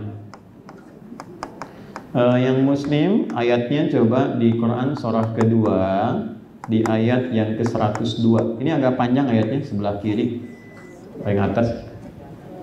Ya, wattaba'u ma tatlu syayatin 'ala mulki Sulaiman sampai ketemu kalimat yufarriquna bihi bainal mar'i waz zawji. Ada turunan setan yang tugasnya memecah belah hubungan harmoni dari kehidupan rumah tangga. Bisa nanti antara suami dan istri, atau ayah ke anak, ibu ke anak, dan sebagainya. Nah ini nama setannya, ini sifatnya. Ya. Tugas dia ada dua. Satu, menanamkan rasa takut dan khawatir. Ini saya ada referensinya ya, dan ada turunannya. Bisa diriset juga. Jadi bukan informasi-informasi biasa begini yang kita kadang senyum, tertawa, tapi terjebak nanti baru tahu sendiri. Satu, menanamkan rasa takut dan khawatir ketika memasuki ruang-ruang yang kosong. Ya. Baik, khususnya nanti biasanya di malam hari. Ya. Ini yang menjadikan masuk satu ruangan kadang suka gelisah kan? Takut. Nah, ini yang bertugas ini. Yang bertugas. Kan kenali dan waspadai. Ya, ini sudah kenal, masuk ruangan, coba deh ibu. Biasa kan masuk dapur, masuk kamar mandi, siang biasa kan? Kenapa kalau malam rasanya beda?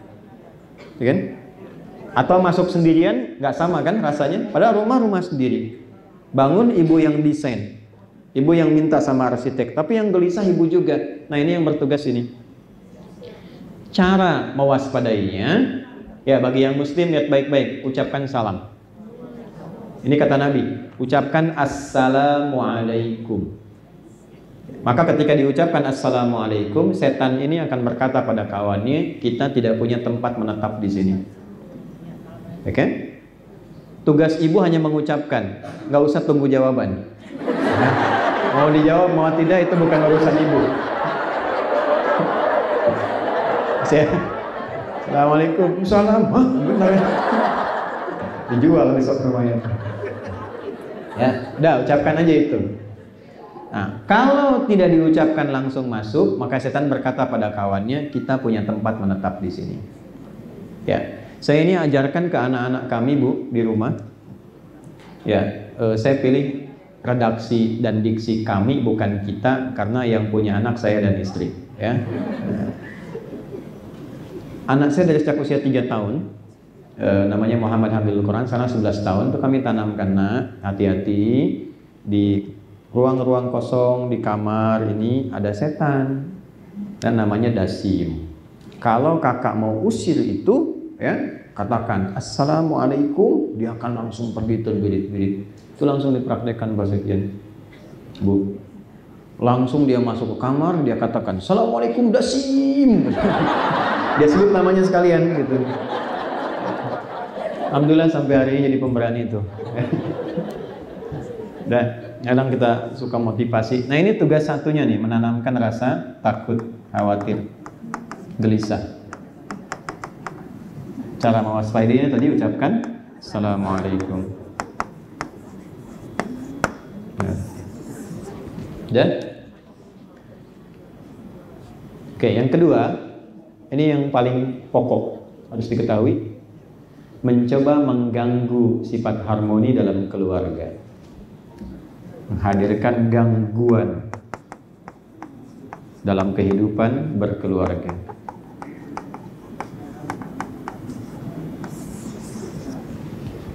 Ya.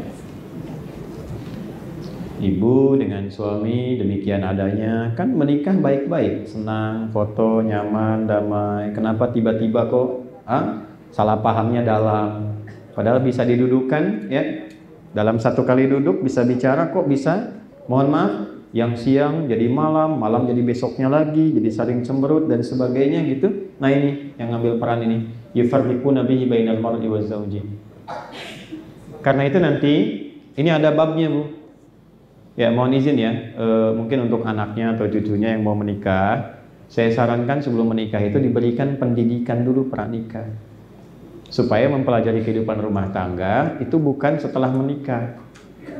Nah saya perhatikan riset, mohon maaf dengan kalimat ini, kami kalau menjadi saksi atau memberikan tausiah pernikahan, saya suka tanya sama penghulu, berapa sekarang tingkat dari statistik pernikahan dan perceraian dalam sehari? Mohon izin ya bu dengan kalimat ini pak, riset saat ini menunjukkan data statistik, setiap ada 1 kali yang menikah di Indonesia, itu di hari yang sama ada 50 yang berpisah.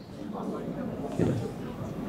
Coba ibu lihat sekarang nih generasi Z ini, baru nikah kemarin besoknya udah pisah, baru ini begini dan seterusnya. Ini tidak mudah tantangannya. Nah ini tugasnya ini nih, jenis setannya. Ya, ada yang rasa kasihnya dia habiskan sebelum menikah. Dalam masa-masa pengenalan, anak muda sekarang bilang pacaran dan sebagainya, habis kasih sayangnya sehingga nggak tersisa saat berumah tangga. Itu salah satunya. Makanya kenapa disebut dengan khitbah dalam bahasa Arab? Ya, pakai kha. Khitbah, ada khutbah, ada khitbah. Kalau khutbah orangnya banyak. Kalau khitbah objeknya satu. Tapi maknanya sama, kalimat yang singkat dan padat. Jadi kalau mau melamar, gak usah belok kepanjangan. Pantunnya kebanyakan, ininya banyak, nanti yang dilamar nanya, tujuan Bapak sebetulnya apa? Singkat padat, kami kesini datang ingin melamar anak ibu, bla bla bla. Khutbah juga begitu, singkat padat jelas. Tapi ada satu penggoda, hilang titiknya kha-nya, jadi hataba, hitbah, pakai ha, kiternya kayu bakar. Sifat yang mudah membakar itu setan. Jadi kalau sudah disatukan dalam bentuk tunangan misalnya, itu jangan terlalu lama. Lamaran jangan terlalu lama ke nikah. Sebab ketika mulai akan diikat, ini sudah mulai bertugas. Ya, dibikin kasih sayangnya habis, ya, naik beca berdua, seakan beca milik berdua, tukang beca nggak ada, dunia sama, habis semuanya. Ketika sudah habis dikeluarkan sebelum menikah, rasa sayang itu akhirnya menjadi sedikit ketika berumah tangga. Jelas ya? Nah ini saat masuk nanti ke dalam kehidupan rumah tangga, nanti ada ayat-ayat khusus cara mewaspadainya. Itulah yang tadi saya katakan, kenapa nggak ibu turunkan misalnya ayat-ayat khusus menjadi istri, perannya apa, tugasnya apa, kewaspadaannya apa, suami bagaimana, tugas pokoknya apa. Ini bapak ada jadi suami sampai sekarang, tugas pokoknya berapa coba? Tuh. Ibu juga demikian, padahal itu menariknya ada di ayat yang sama, di surat yang sama. Pokok laki-laki ini, pokok perempuan begini. Kalau yang suami sedang bertugas pokok begini, apa yang dilakukan oleh istrinya? Itu ada, Bu. Ini saya tanya ibu saja, atau sebaliknya. Kalau suami sedang bertugas, ya, pernah nggak ibu mengantarkannya dengan doa dan kata-kata baik yang mendukung ia bekerja? Misal, selain menyiapkan kelengkapan ya, terus ibu kirimkan misalnya kalimat pengantar setelah cium tangannya, Papa bertugas yang lancar, yang baik, dan tanamkan dalam hatimu yang paling dalam, Mama menyertai Papa dalam suka dan duka. Gak usah tepuk tangan, ditanya pernah. Itu yang dilakukan Sayyidah Khadijah, makanya Nabi selalu sebut namanya bahkan dalam tidurnya. Itu Nabi selalu sebut, Bu, setelah meninggal pun masih disebut Khadijah, Khadijah, Khadijah. Dan yang paling dahsyat apa? Dengan kalimat itu, suami selalu merasa tenang. Jadi ada masalah apapun ketika lihat istri, baru lihat wajahnya, itu setengah gelisah Nabi hilang. Bapak kalau pulang ke rumah sedang banyak masalah, lihat wajah istri dan setengah masalahnya hilang, Khadijah tuh Pak. Kalau nambah masalah tuh, cek itu. Itu Nabi kan bilang di Al-Bukhari, Zammiluni, zamlimuni, aku sedang gelisah, selimuti aku. Dipegang, digenggam tangannya, diselimuti dan keluarlah kalimat indah itu. Kalau di kita sekarang gini, sayang, kau itu orang baik, kau menolong yang lemah, engkau menjadi penopang bagi anak yatim, engkau tidak pernah punya musuh, tanamkan pada hatimu yang paling dalam, aku selalu menyertaimu dalam suka dan duka. Nah ini poin. Nah kalau kita biasakan jaga sunnah, sunnah itu kan jalan hidup. Jalan hidupnya dijaga seperti itu, memang mudah diungkapkan, tapi kalau dicoba lebih damai. Ya, nah ini menjadi langkah mewaspadai bisikan-bisikan yang tidak jelas. Nanti provokasi ini akan hilang dengan sendirinya. Ya. Contoh lagi kata Nabi, kalau ada masalah malam, selesaikan di malam hari, jangan tunggu siang.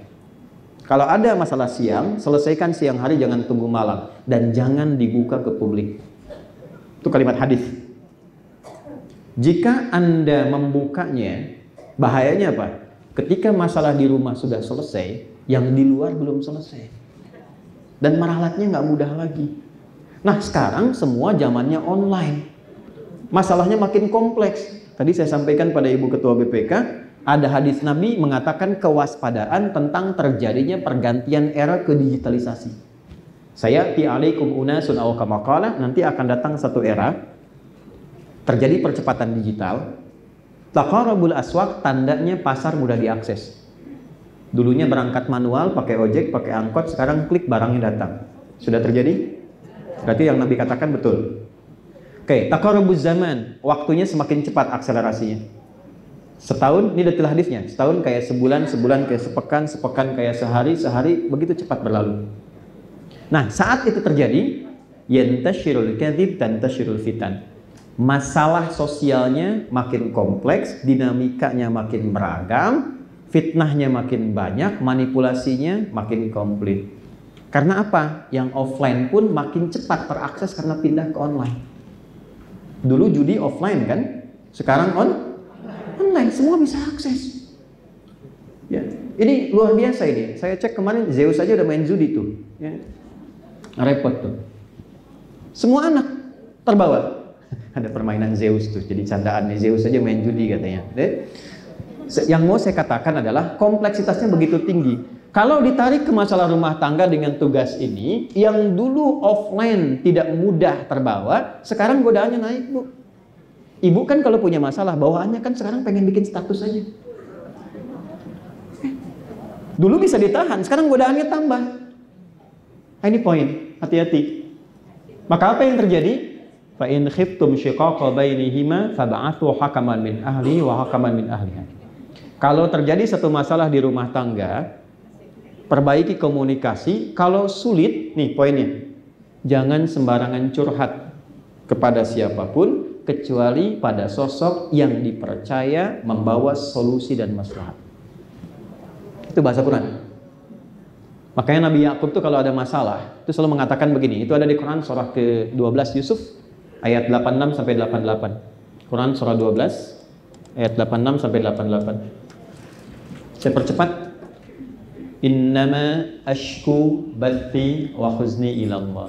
Saya itu kalau punya masalah, yang pertama saya lakukan, saya hamparkan sajadah, saya curhatkan sama Allah.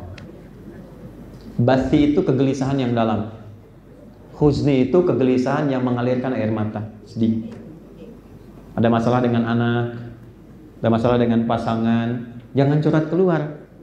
Bentangkan sajadah, ambil wudhu, curhatin sama Allah. Gak apa-apa ibu, habiskan tangisan, gak apa-apa. Nanti feedback yang terasa pertama kali Allah kasih ketenangan.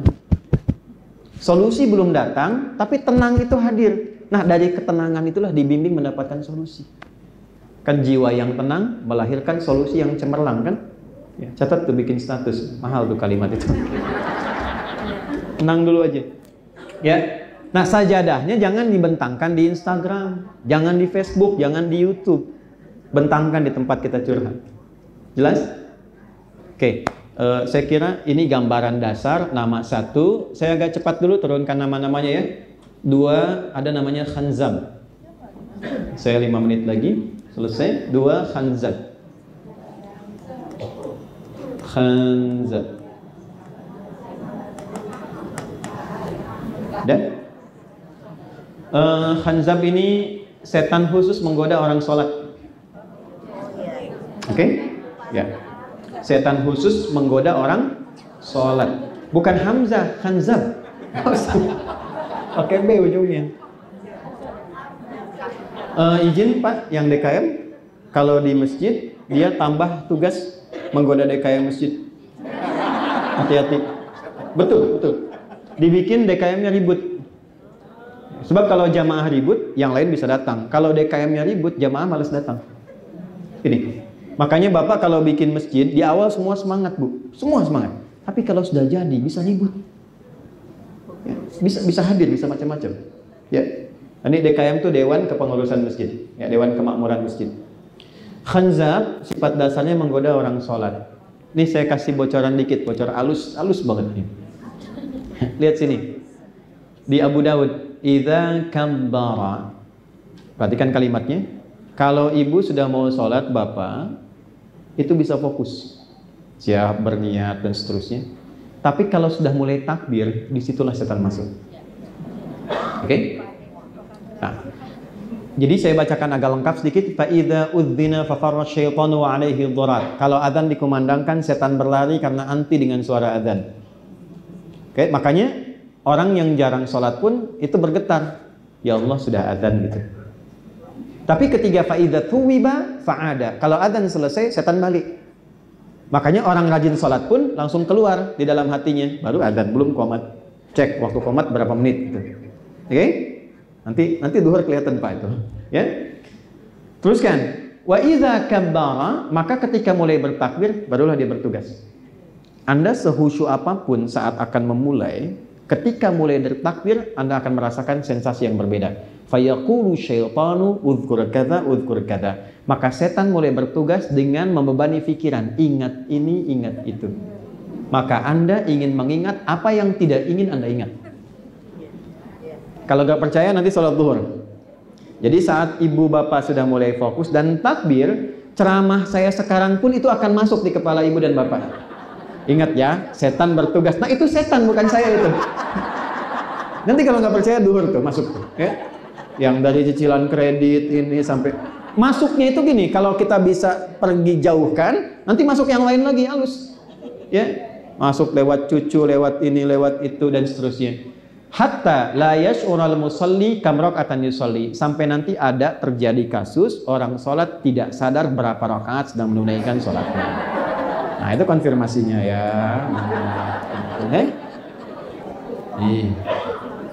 Oke.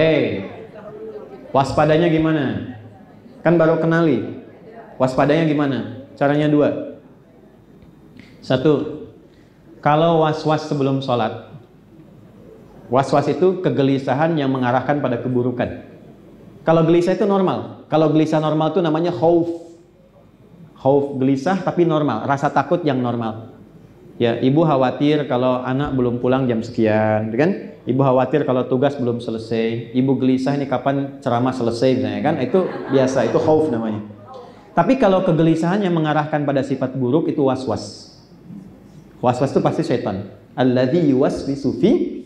Nah, itu ya, was-was dari syaitan.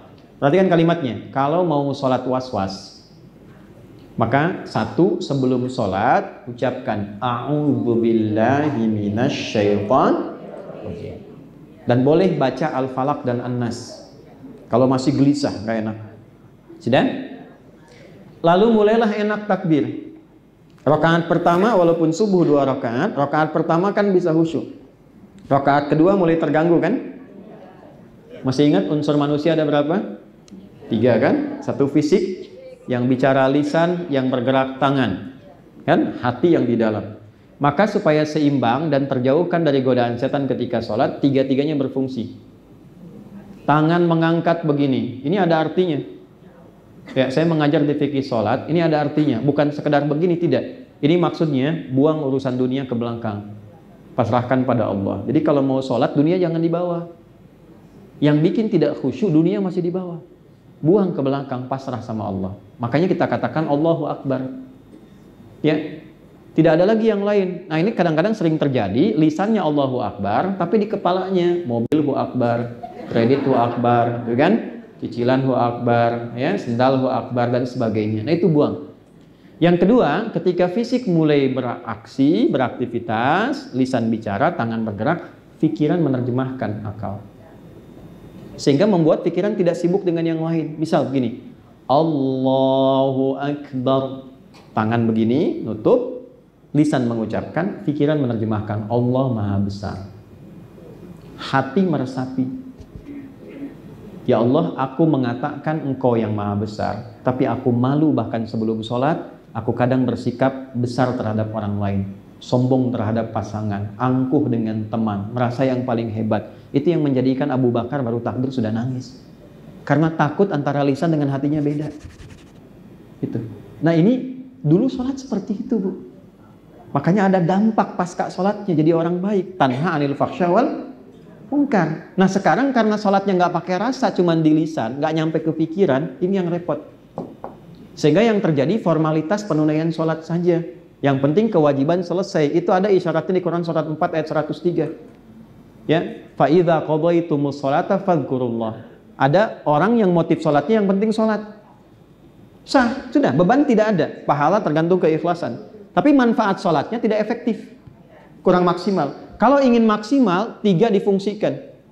Abu Bakar itu sering nangis baru takbir, malu sama Allah. Kalau tangannya takbir, lisannya Allahu Akbar, tapi dalam hatinya terjadi perbuatan dan rasa-rasa yang tidak baik. Itu langsung gemetar tangannya. Ya, nah ini poin.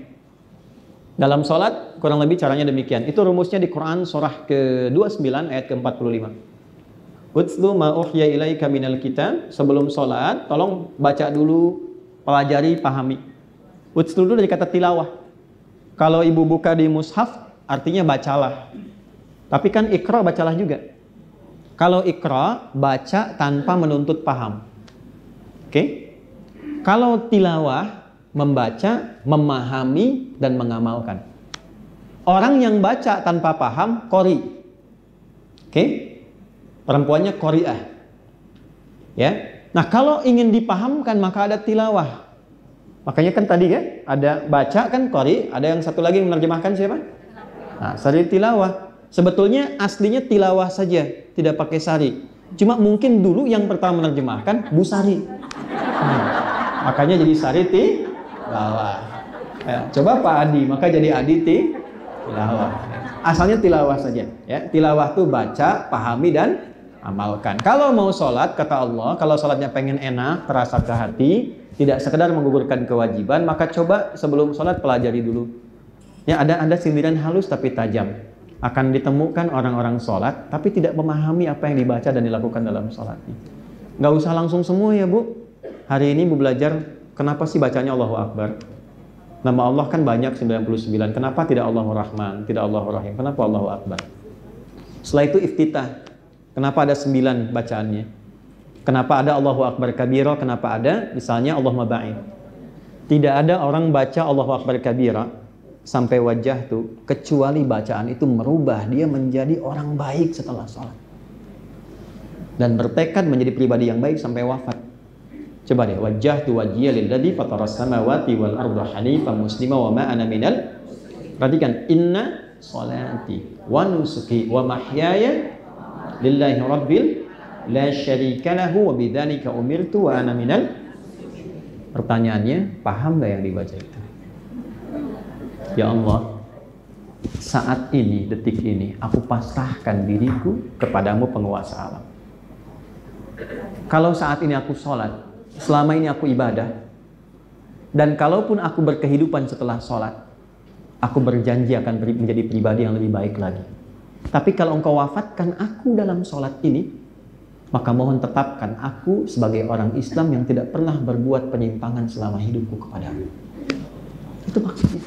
Tapi kalau ada orang setelah sholat tiba melakukan tindakan yang tidak baik, berarti ada yang tidak positif dalam penunaian sholat.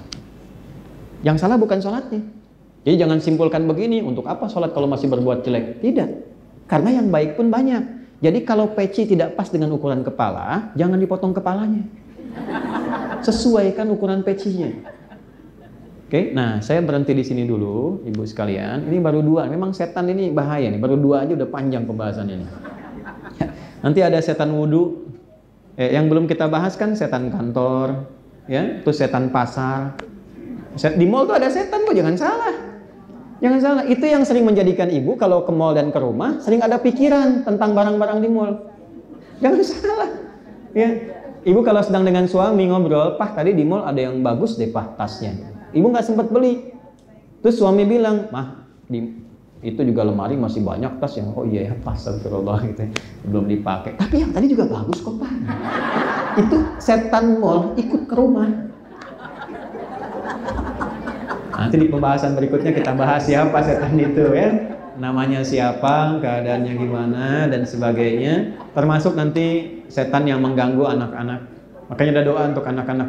Maaf ya, ibu bisa nggak memastikan anak yang ibu kandung, ibu berikan ASI, ibu sayangi, tumbuh dewasa dalam keadaan baik? Tentu. Belum tentu. Kayak tolong dicek ya. Jangan biarkan ibu jadikan sekolah sebagai titipan. Pulang ke rumah cek lagi. Saya mohon sebesar-besarnya, ibu tolong cek kembali di rumah. Jangan sampai anak itu tidak menjadi investasi terbaik yang membahagiakan orang tuanya. Konsep di Islam, anak itu ketika dididik dengan benar, itu investasi yang paling istimewa untuk membahagiakan orang tua di kemudian hari. Jangan sampai terjadi ada orang tua nggak kenal anak atau sebaliknya. Ini saya berikan yang paling dalam ya Bu, yang paling dalam. Di Islam tuh kalau ada beda keyakinan antara orang tua dengan anak, itu tidak boleh memutus hubungan kekeluargaan. Beda keyakinan, silahkan, pilihan. Tapi dalam nuansa kekeluargaan tetap dibangun hubungan yang baik dan normal. Quran surah 31 ayat 14. Lihat baik kalimatnya. Wasahibhuma fid dunya ma'rufa. Walaupun engkau beda keyakinan dengan orang tuamu, jangan putuskan sifat dan akhlak baikmu kepada kedua orang tuamu. Kalau diminta kembali pada keyakinan, silahkan menolak dengan cara yang lembut, tidak menyakiti. Tapi jangan putuskan hubungan kekerabatanmu dan kekeluargaanmu dengan kedua orang tuamu. Sehingga apa yang terjadi? Kalau sakit, jenguk, berikan fasilitas terbaik. Kalau pegel, pijitin ibumu. Kalau naik promosi jabatan, yang pertama diberikan tuh orang tua. Anda bayangkan, dalam level beda keyakinan pun itu didahulukan. Maka bagaimana dengan kondisi-kondisi yang sama dalam konteks keyakinan? Nah, jadi kalau ada anak menyimpang, koreksinya dari Al-Quran, jangan anaknya dulu disalahkan. Orang tuanya dulu yang evaluasi diri. Itu poinnya. Jadi mohon maaf Pak, kalau ada anak disuruh sama ayah tidak menurut, Bapak jangan marahi anak. Cek dulu, barangkali ada bagian dari pendidikan yang belum sampai kepada anak, sehingga anak harus mencari pengakuan di luar rumah. Dan runtut sekali Bu. Jadi kalau kita keluarkan fikih keluarga, itu runtut betul. Misal dari usia sekian, memanggilnya bagaimana. Misal dari TK ke SD itu banyak kalimat sayang. Ya bunai, bunai, bunai, sayang, sayang. Terus supaya anak balik sayang kepada orang tua. Tapi ketika naik SD-nya agak tinggi, kelas 5, kelas 6, ke SMP, mulai muncul perintah. Supaya sifat sayangnya berkurang, tidak manja anaknya. Tapi kalau masuk SMP kelas 2, kelas 3, terus ke SMA, berubah kalimatnya menjadi teman. Teman diskusi, teman memberikan solusi. Karena secara psikologi ada perubahan. Dan yang paling hebat, teorinya jelas, petunjuknya jelas, ada contohnya, dan ada kasusnya. Ibu kenal Nabi Ismail. Kenal di mana? Berarti udah mau habis nih waktunya, udah kenal Nabi Ismail. Besok-besok kalau ada yang kenal lagi saya langsung pulang. Tapi ibu masih lumayan. Saya di Pekanbaru saya tanya, kenal Firaun? Kenal. Saya langsung mau pulang waktu itu. Dah saya langsung akhiri saja. Bu, Nabi Ismail, taunya kan cuma peristiwa kurban kan? Ada buku bagus sekali, namanya Tuntunan Akhlak untuk anak-anak. Bahasa Arabnya Akhlak lil Banin, baik perempuan ataupun laki-laki. Karangannya Ustadz Umar Ahmad Baraja. Jadi di jilid yang kedua, warnanya biru tuh, ada kisah tentang Ismail dan Ibrahim. Kisahnya itu yang ada dua sebetulnya. Saya mau lompat kepada yang paling tinggi dulu. Dalam kisah pengorbanan itu, tidak banyak orang tahu. Taunya kan mau disembelih terus diganti jadi hewan kurban kan? Itu ada proses Bu. Di saat terjadi mimpi itu, bapaknya kan bilang ke anaknya, nah, Papa bermimpi mengorbankan nyembelih kamu. Pendapat Ananda bagaimana? Itu ada di Quran surah 37 ayat 102 sampai 109. Maaf, kan Nabi Ibrahim itu Nabi, Rasul. Mudah kan bilang sama anak begini? Nah, siap-siap. Kemana Pak? Sembelih. Gampang kan? Perintah Tuhan selesai ya? Enggak. Kenapa kalimatnya tuh bisa bilang gini? Fanzur madza tara, menurut Ananda gimana? Karena usia Ismail itu sudah masuk pada fase dewasa balik. Beda ketika masih kecil, kalimatnya ya bunai, sayang, sayang, sayang. Maaf Pak ya, sesibuk-sibuknya Nabi Ibrahim, beliau tuh Nabi, Rasul, pejabat tinggi, ya, kemudian pendakwah dan pekerja, itu masih kerja Bu. Bahkan melintasi berbagai tempat, makanya disebut Abraham, sang penyeberang. Dalam bahasa Arab, Abun Rahim, bapak yang penuh kasih sayang. Sesibuk-sibuknya beliau ada di Palestina, di wilayah Kanaan itu, anaknya di Mekah itu masih sempat nengok. Tumbuhnya bagaimana, main dengan siapa, tumbuh remaja bagaimana. Sehingga anak punya rasa sayang kepada bapak. Di antara rasa sayangnya ketika Nabi Ibrahim itu mau meninggikan bangunan Ka'bah, terus menginjak begini, injakannya disebut makom. Sampai sekarang masih ada. Itu anak masih belum balik, usia 3-4 tahun, melihat bapaknya ada pekerjaan, dia langsung bawa batu. Batu itu bahasa Arabnya hajar. Ya, kalau disusun jadi bagian disebut hijr. Kalau jadi ruang disebut hujrah.